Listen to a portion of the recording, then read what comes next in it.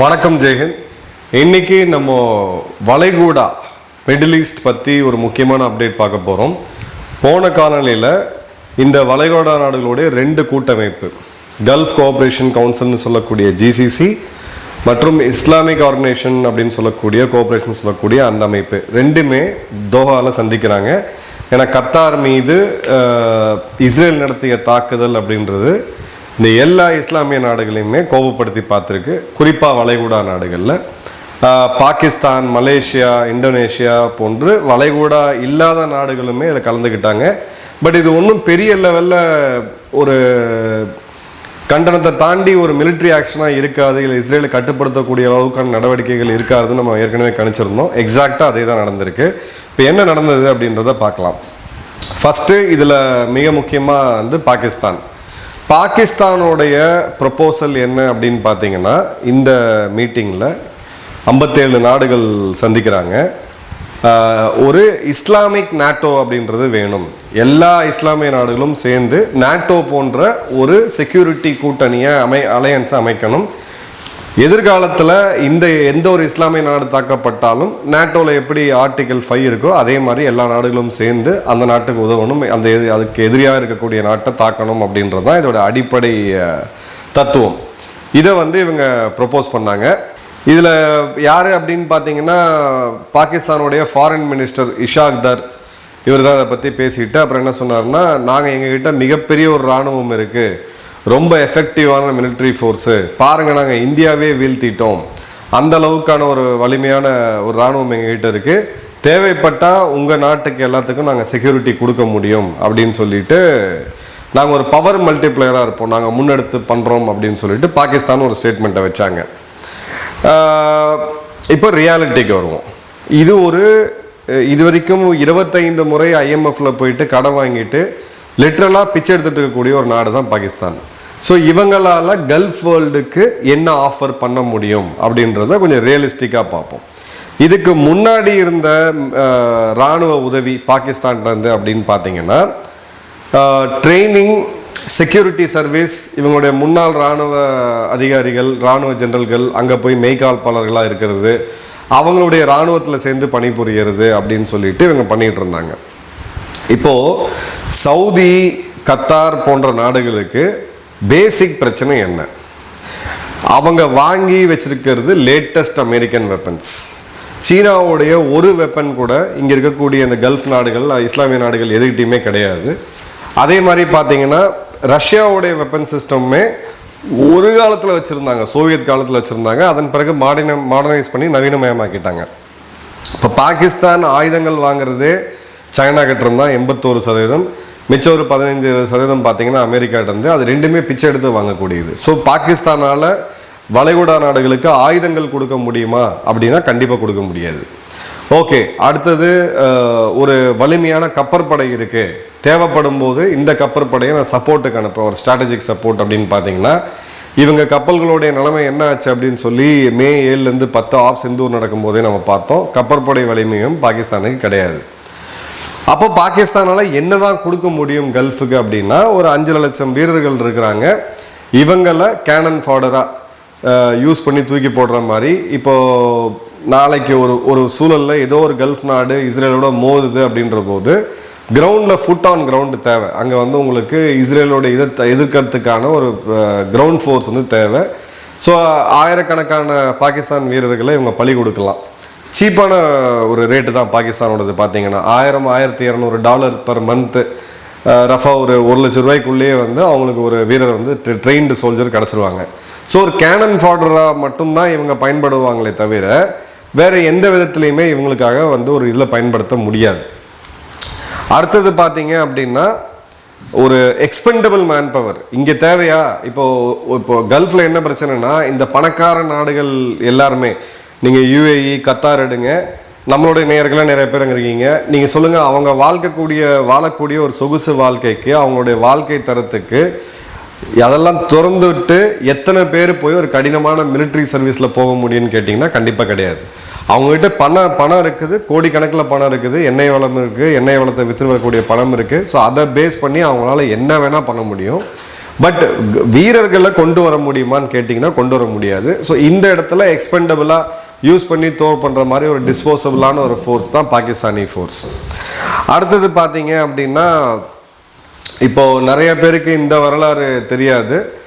பாலஸ்தீன் மேலே நடத்தின மிகப்பெரிய தாக்குதல், இப்போ இஸ்ரேலுக்கு முன்னாடி, இதுக்கு முன்னாடி யார் இந்த மிகப்பெரிய தாக்குதல் நடத்துனாங்கன்னா, அன்னைக்கு இருந்த ஒரு பாகிஸ்தானிய ஜென்ரல் ஈஜிப்டில் காசை வாங்கிட்டு இந்த வேலையை பண்ணாப்புல. ஸோ காசுக்கு அடியாட்கள் அனுப்பக்கூடிய வேலையை மட்டும்தான் பாகிஸ்தானால் பண்ண முடியும்.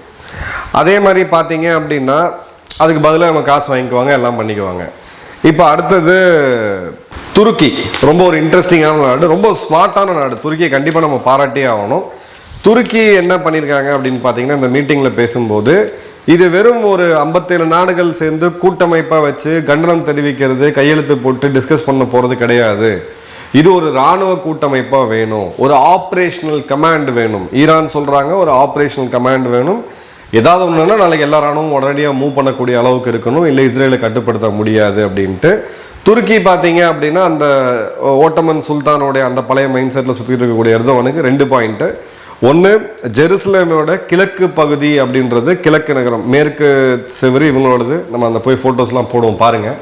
மேற்கு செவற்றில் நம்ம இஸ்ரேலுடைய ஜெருசலேமில் நம்ம பார்த்தோம். கிழக்கு எங்களுது அப்படின்ற போது அந்த யூதர்கள் வெர்சஸ் இஸ்லாமியர்கள்ன்ற அந்த பாலிடிக்ஸை வந்து அவர் உள்ளே கொண்டு வருது. 92 வருஷமாக அவங்க சண்டை போட்டுட்ருக்காங்க. அதை தாண்டி அவர் என்ன சொல்கிறாருன்னு பார்த்தீங்கன்னா, அமெரிக்கா ஆயுதங்களை நம்பி நீங்கள் இருக்க வேணாம், அந்த மாதிரியான ஆயுதங்களை நாங்களே தரோம், எங்ககிட்டருந்து நீங்கள் என்ன வேணால் எடுத்துக்கோங்க, நம்ம எல்லாம் ஒன்றா சேர்ந்து ஆயுதங்களை உருவாக்கணும் அப்படின்னு சொல்லிட்டு. ஸோ கான் ஃபைட்டர் பற்றி நம்ம ஏற்கனவே பேசியிருந்தோம். 5ஆம் தலைமுறை போர் விமானம், ஒரு இஸ்லாமிக் ஃபைட்டர்னே கூட அவங்க வந்து ஃபேமஸாக சொன்னாங்க. ஸோ இஸ்லாமிய நாடுகள் எல்லாத்துக்குமே இன்றைக்கி கூவி அவங்க வித்துட்டு இருக்காங்க, இந்த நாடுகளும் வாங்கிட்டு இருக்காங்க. உதாரணத்துக்கு மாலத்தீவு, பங்களாதேஷ், இந்தோனேஷியா, மலேசியா போன்ற பல நாடுகள் இன்னைக்கு துருக்கியோட ஆயுதங்களை வாங்கிட்டு இருக்காங்க. ஸோ இப்போ துருக்கியோடைய ஆயுத சேல் 2024 மட்டும் $7.15 பில்லியன், இந்தியாவோட கிட்டத்தட்ட 8 மடங்கு அதிகம், 8-10 மடங்கு அதிகம். ஒரு சிறு நாடு ஒரு துறையில் ஃபோக்கஸ் பண்ணி ஒரு குறுகிய காலத்துக்குள்ளே எவ்வளோ பெரிய சாதனையை செய்ய முடியும் அப்படின்றதுக்கு துருக்கியோட டிஃபென்ஸ் செக்டர் கண்டிப்பாக நம்ம பாராட்டியே ஆகணும். ஏன்னா நம்ம ஆரம்பிக்கிறதுக்கு ஒரு 5 வருடம் முன்னாடி தான் அவங்க ஆரம்பித்தாங்க, அசுர வளர்ச்சி வந்து அவங்க பெற்றிருக்காங்கன்றதை பார்க்குறோம். இப்போ துருக்கி இந்த இடத்துல சொல்ல வர விஷயம் என்னென்னா, பாஸ் இஸ்ரேலை கட்டுப்படுத்தணும்னா அமெரிக்காவோட ஆயுதங்களை நம்பி உட்காந்துட்டு இருக்காதீங்க, அவங்க எப்போ வேணால் சுவிட்ச் ஆஃப் பண்ணிடுவாங்க, எங்ககிட்டேருந்து ஆயுதங்கள் வாங்கிட்டு. ஸோ துருக்கி ஒரு ரிலீஜியஸ் பாலிட்டிக்ஸை ப்ளே பண்ணிட்டு உடனடியாக ஆயுத வியாபாரத்துக்கு வந்துடுறாங்க. இப்போ சவுதி பார்த்தீங்க அப்படின்னா 3 பில்லியன், அதாவது இந்திய மதிப்புப்படி கிட்டத்தட்ட 25,000 கோடி அளவுக்கான பேக்கேஜை வந்து கேட்டிருக்காங்க. அக்கின்சி ட்ரோன்ஸ் வந்து கேட்டிருக்காங்க. அதே மாதிரி பார்த்தீங்கன்னா ஒரு 6 பில்லியன் அளவுக்கான கப்பல் மற்றும் நீர்மூழ்கி கப்பல் மற்றும் டேங்க்ஸ் வந்து கேட்டிருக்காங்க. ஒரு 100 கான் ஃபைட்டர் வாங்குறதுக்கான இன்ட்ரெஸ்ட்டை தெரிவிச்சிருக்காங்க. ஸோ 100 கான் ஃபைட்டர்ன்றது மிகப்பெரிய ஒரு சேல். அமெரிக்கா கண்டிப்பாக அதை விட மாட்டாங்க, அது வேற விஷயம். பட் நான் சொல்கிறேன் உங்களுக்கு, இப்போ சவுதி, துருக்கி 2 பேருமே இஸ்லாமிய உலகத்துடைய ராஜா யாருன்னு வந்து போட்டி போடக்கூடிய நாடுகள். 2மே இன்னைக்கு இருக்கக்கூடிய இஸ்ரேலோடைய இந்த அச்சுறுத்தல்னால சவுதி போய் $3 பில்லியன் இவங்ககிட்ட இருந்து அக்கின்சி ட்ரோன் வாங்கியிருக்காங்க. யுஏஇ பார்த்தீங்க அப்படின்னா 2 பில்லியன் அளவுக்கு 120 TB2 பைராக்டர் ட்ரோன் வந்து வாங்கியிருக்காங்க. குவைத் பார்த்தீங்க அப்படின்னா TB2 ட்ரோன்ஸ் ஒரு $500 மில்லியன் அளவுக்கான ஒரு ஆர்டரை வந்து துருக்கி கொடுத்துருக்காங்க. ஸோ துருக்கியை பொறுத்த வரைக்கும் இவங்க சண்டை போட்டுக்கிறது ப்ளஸ் இப்போ இருக்கக்கூடிய இந்த புது நிகழ்வில் ஒரு மிகப்பெரிய ஆயுத வியாபாரம் அப்படின்றது துருக்கிக்கு வந்து கிடைக்குது. ஸோ நாட்டோ இல்லாத, அதாவது அமெரிக்கா இல்லாத இன்னொரு ஆல்டர்னேட் சப்ளையர், அதே மாதிரி நாட்டோடைய மெம்பராகவும் துருக்கி இருக்கிறதுனால ஒரு மிகப்பெரிய ஸ்டாண்டர்ட்ஸும் அங்கே இருக்கும், நாட்டோ ஸ்டாண்டர்ட்ஸும் அங்கே இருக்குது அப்படின்னாங்க. ஸ்பெஷலாக உக்ரைன் ரஷ்யா போரில் ரஷ்யாவுடைய எதிராக தாக்குதல் நடத்தின உக்ரைனுக்கு இந்த ஆயுதங்கள் பயன்படுத்தப்பட்டுச்சு. அது அவங்களுக்கு வந்து ஒரு பெரிய வலிமையை வந்து கொடுக்குது.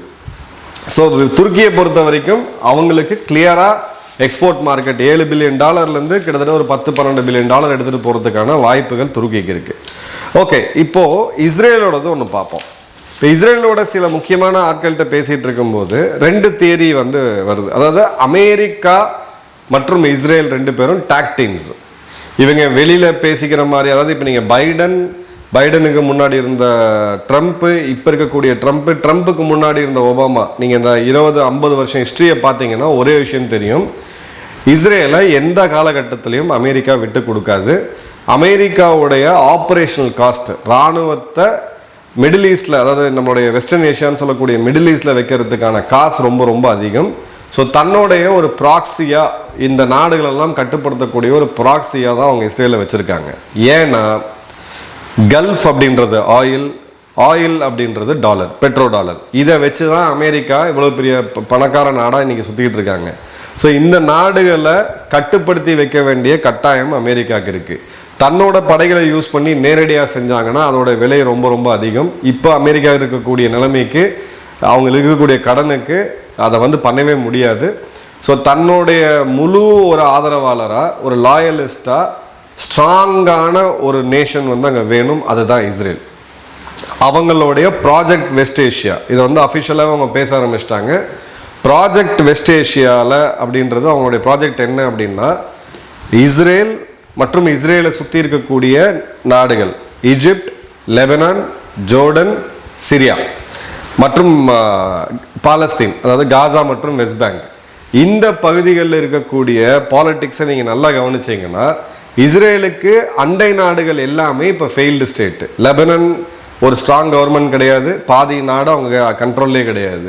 சிரியா ஒரு ஃபெயில்டு கவர்மெண்ட், இப்போ இருக்கக்கூடிய ஜொலானிக்குமே பாதி நாடு அவங்க கண்ட்ரோல்லே கிடையாது, அவர் ட்ரை பண்ணிகிட்டு இருக்காப்புல.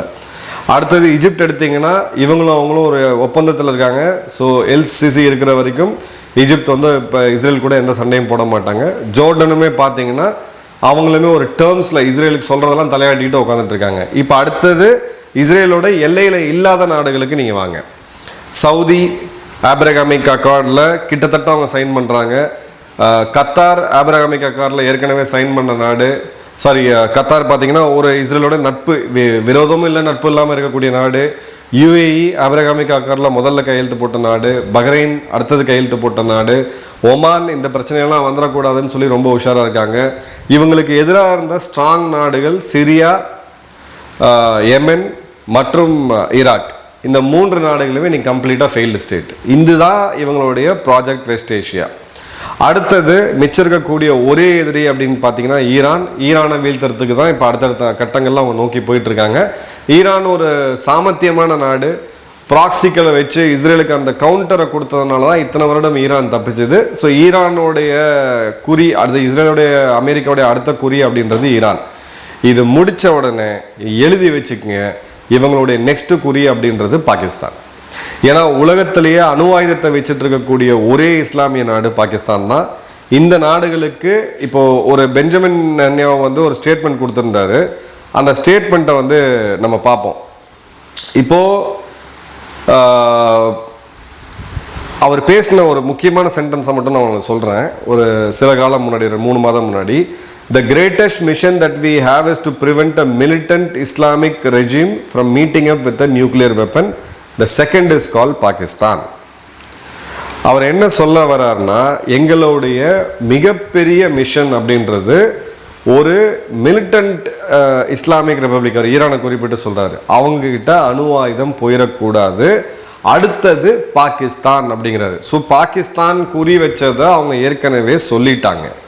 இதனால தான் பாகிஸ்தானுடைய மிசைல் ஏஜென்சிக்கு 2000 கிலோமீட்டருக்கு தாண்டி போகக்கூடிய அந்த கம்பெனிக்கு, அந்த நிறுவனத்துக்கு, அரசு நிறுவனத்துக்கு 2000 கிலோமீட்டர் தாண்டி போகக்கூடிய ஏவுகணைகள் பாகிஸ்தான் வசம் இருக்கக்கூடாது, அதை தயாரிக்கக்கூடாதுன்னு சொல்லி அமெரிக்கா ஒரு 3 மாதம் முன்னாடி தான் பொருளாதார தடைகளை போட்டாங்க. 4 மாதம் முன்னாடி.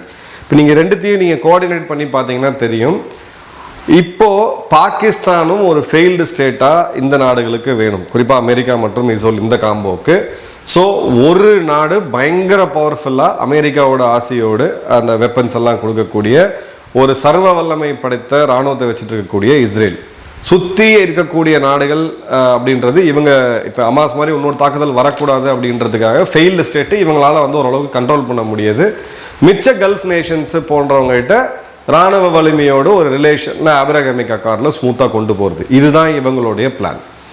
அப்போது அணு ஆயுதத்தை, அதுவும் 130 அணு ஆயுதத்தை கையில் வச்சுக்கிட்டு இருக்கக்கூடிய பாகிஸ்தான் இவங்க ரேடாரில் இல்லைன்னு நினச்சிங்கன்னா கண்டிப்பாக கிடையாது. பலுச்சிஸ்தான் இஸ்ரேலுக்கு ஒரு மிக முக்கியமான ப்ராஜெக்ட். பலுச்சிஸ்தான் மிக மிக ஒரு மோசமான சுச்சுவேஷனில் தான் இப்போது இவங்களுக்கு இருக்குது. இப்போது கேட்கக்கூடிய கேள்வி நீங்கள் என்ன கேட்பீங்கன்னா, அப்போ அமெரிக்கா ஏன் பலுச்சிஸ்தான் லிபரேஷன் ஆர்மிக்கு வந்து தடை விதிச்சாங்கன்ட்டு.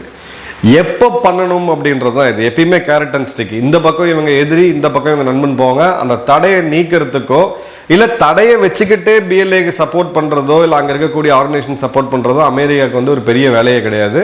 உதாரணத்துக்கு ஜொலானி, சிரியாவுடைய புது அதிபர், அல்-கொய்தா, இதே அமெரிக்கர்கள் $10 மில்லியன் சன்மானம் வச்சு இன்றைக்குமே நீங்கள் எஃபிஐயோட சைட்டில் போனீங்கன்னா அந்த ஃபோட்டோ இருக்கும். அது கூட ட்ரம்ப்பும் ஜேடி வான்ஸும் கை கோத்து சூட்டு மாட்டி விட்டு ஒரு தாடியெல்லாம் கிளியர் பண்ணி விட்டுட்டு ஷூட்டு மாட்டி ட்ரிம் பண்ணி ஒரு ஆடை நிற்க வச்சுட்டு இவர் நல்லவர்னு பேசக்கூடிய நாடு தான் அமெரிக்கா. நேற்று அவன் அல்-கொய்தா தீவிரவாதி, இன்றைக்கி பார்த்தீங்க அப்படின்னா நல்லவர். அமெரிக்காவுக்கு இந்த மாற்றமெல்லாம் ஒரு பெரிய விஷயமே கிடையாது. ஸோ அவங்கள பொறுத்த வரைக்கும் ரொம்ப தெளிவாக பாகிஸ்தானையும் ரேடாரில் வச்சுருக்காங்க. ஈரான் எவ்வளோ நாள் தாக்கு பிடிக்குது இப்போ இருக்கக்கூடிய அரசாங்கம் அப்படின்றத பொறுத்து தான் பாகிஸ்தானோட ஃப்யூச்சர் இருக்குது. பாகிஸ்தானுக்குமே இது நல்லா தெரியும். அதே மாதிரி பார்த்தீங்கன்னா எதிரிக்கு எதிரி நண்பன். இஸ்ரேலும் இந்தியாவும் ஒரு ஸ்ட்ராங்கான பார்ட்னர்ஷிப்பில் இருக்காங்க. பாகிஸ்தானை வீழ்த்தணும்னு வரும்போது இந்தியாவும் இஸ்ரேலும் கண்டிப்பாக ஒன்று சேரும். இதுவும் காலத்தின் கட்டாயம் தான், நீங்கள் வெயிட் பண்ணி பார்ப்பீங்க. அடுத்தது பார்த்தீங்க அப்படின்னா இந்த கல்ஃப் கோஆப்ரேஷன் கவுன்சிலோடைய அண்ட் ஓஐசியோடைய ஆர்கனைசேஷன் ஆஃப் இஸ்லாமிக் கோஆப்ரேஷன், இது ரெண்டுத்துக்குமே அவுட்புட் என்ன அப்படின்னு பார்த்தீங்கன்னா 0. கடும் கண்டனம். இதை பொறுத்துட்ருக்க முடியாது. இஸ்ரேல் ஒரு நியூ மிடில் ஈஸ்ட்டை உருவாக்குறோன்னு பார்க்குறாங்க. தன்னோட எல்லை தாண்டி தன்னோட இன்ஃப்ளூயன்ஸை கொண்டு வரணும்னு பார்க்குறாங்க. நாம் எல்லாரும் ஒன்று சேரணும் அப்படின்னு சொல்லிட்டு காஃபி சாப்பிட்டு கலைஞ்சு போயிட்டாங்க. இதுதாங்க நடந்திருக்கு. ஸோ ஏற்கனவே இதுக்கான ரீசன்ஸ் நம்ம பார்த்தோம். 3 முக்கியமான ரீசன்ஸ்.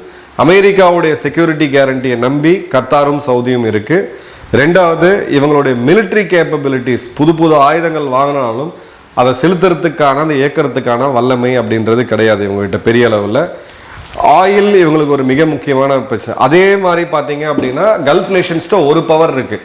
நாளைக்கு அமெரிக்கா இஸ்ரேலை மீண்டும் இவங்களை தாக்க அனுமதிக்கிறாங்க, பெரிய லெவலில் தாக்க ஆரம்பிச்சிட்டாங்கன்னா இவங்க ஆயிலை பிடிங்க விட்டாங்க அப்படின்னா அமெரிக்காவோட ஃபியூஸ் பிடுங்கின மாதிரி ஆகிடும். ஏன்னா ஆயிலை பேஸ் பண்ணி தான் டாலர் இருக்குது.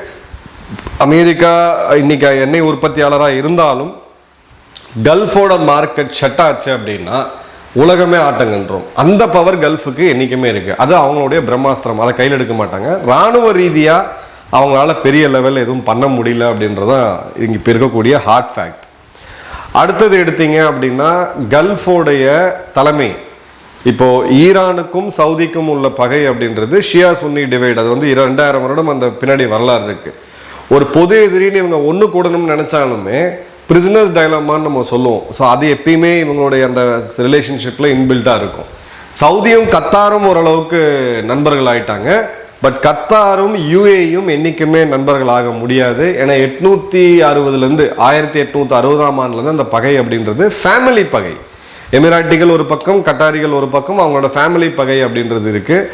இதில் சூழலில் சிக்கிடக்கூடாது அப்படின்னு சொல்லி ஏற்கனவே அடி வாங்கின ஈஜிப்ட், ஜோர்டன், சிரியா போன்ற நாடுகள் இருக்கிறாங்க. ஸோ இந்த கல்ஃப் யூனிட்டி அப்படின்றது ஒரு காணல் நீர் தான் அப்படின்றத இவங்க இன்னொரு முறை புரிய வச்சுருக்காங்க. இதில் என்னென்னா பாகிஸ்தானையும் மதித்து அவங்கள கூப்பிட்டு வந்து உட்கார வச்சு பாகிஸ்தான் வந்து நாங்கள் வந்து நாட்டோ, இஸ்லாமிக் நாட்டை கொண்டு வரணும் அப்படின்னு பேசும்போது இது 2 நாள் தலைப்பு செய்தியாக போச்சே வெளியே இது ஒரு பெரிய லெவலுக்கான தாக்கத்தை ஏற்படுத்தலை. இஸ்ரேல் அடுத்த சில தாக்குதல்களையும் நடத்துவோம் அப்படின்னு சொல்லி இப்போ பேசியிருக்காங்க. அது என்ன மாதிரி போகுது அப்படின்றத பார்க்கலாம். எழுதி வச்சுக்கோங்க. சிரியாவில் துருக்கியோடைய இன்ஃப்ளூயன்ஸ் இருக்கக்கூடிய பகுதிகளை இஸ்ரேல் தாக்கக்கூடிய வாய்ப்புகளும், சவுதியோட இன்ட்ரெஸ்ட் இருக்கக்கூடிய பகுதிகளில் சிரியாவில் தாக்கக்கூடிய வாய்ப்புகளும் ரொம்ப ரொம்ப அதிகமாக இருக்குது. மிடில் ஈஸ்ட் ரொம்ப காம்ப்ளெக்ஸான பாலிடிக்ஸ், புரிஞ்சுக்கிறது ரொம்ப கஷ்டம். உங்களுடைய கேள்விகள் எதாவது இருந்ததுன்னா மறக்காமல் கமெண்ட் பாக்ஸில் போடுங்க. நன்றி, வணக்கம், ஜெயன்.